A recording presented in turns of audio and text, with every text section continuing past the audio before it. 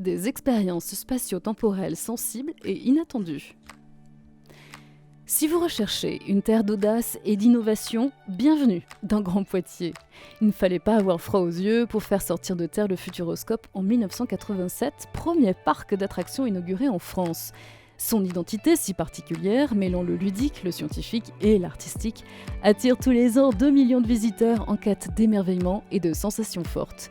Un succès qui le hisse à la première place des sites touristiques de Nouvelle-Aquitaine et au 3e rang des parcs français. Il fallait aussi oser se positionner à l'avant-garde du gaming et sentir avant les autres tout le potentiel de l'e-sport. Chaque année, vous êtes plus de 25 000 joueurs à venir vous affronter sur les derniers jeux vidéo à la Gamers Assembly, événement e-sport majeur en France créé il y a 21 ans.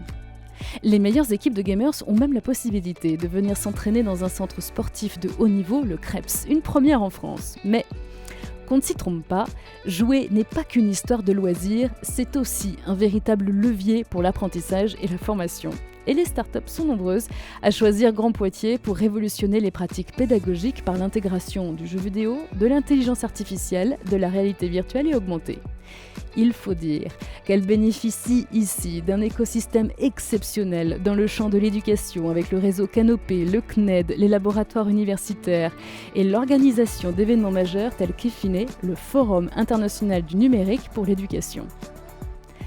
C'est grâce à l'énergie de tous ces acteurs, en synergie avec les agglomérations de La Rochelle, Niort et Angoulême, que Grand Poitiers a obtenu le label French Tech dans la thématique Edutainment, une initiative portée par le réseau des professionnels du numérique, le SPN.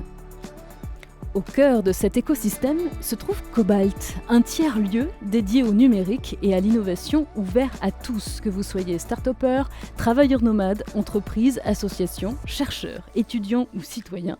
Dans Grand Poitiers, nous croyons au pouvoir de ces espaces hybrides porteurs d'intelligence collective et de lien social.